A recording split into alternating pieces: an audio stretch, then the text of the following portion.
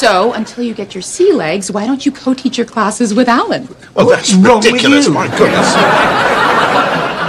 Alan is lazy. He doesn't even finish anything he starts. And Frasier is...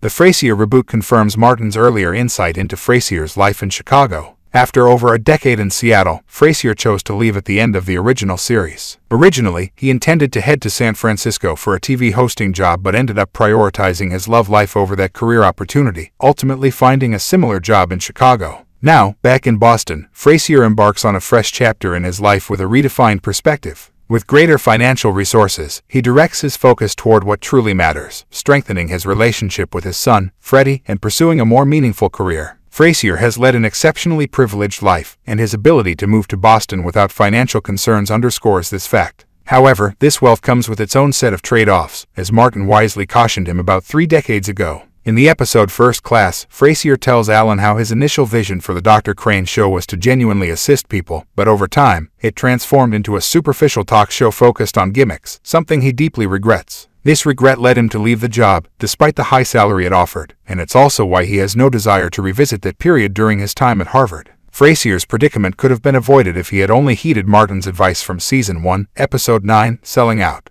In that episode, Frasier became entangled in the allure of receiving free products in exchange for promoting them on his radio show. Eventually, his agent, Bebe Glazer, convinced him to do a lucrative nut commercial. Feeling conflicted, Frasier sought wisdom from his father, Martin, who discouraged him from compromising his integrity. Frasier followed his father's counsel at the time, but unfortunately, he couldn't do the same when his Chicago show turned into a superficial, money-driven venture. If he had remembered Martin's guidance, he wouldn't have to live with the remorse of being associated with something he's not proud of. According to the pilot episode of the Frasier reboot, Frasier and Charlotte had been in a long-term relationship until their recent breakup, with the exact cause of their separation remaining unclear. Given this situation, Frasier had no compelling reason to depart from Chicago. He had grown comfortable with his life there, cohabitating with his girlfriend and making a substantial income with minimal effort.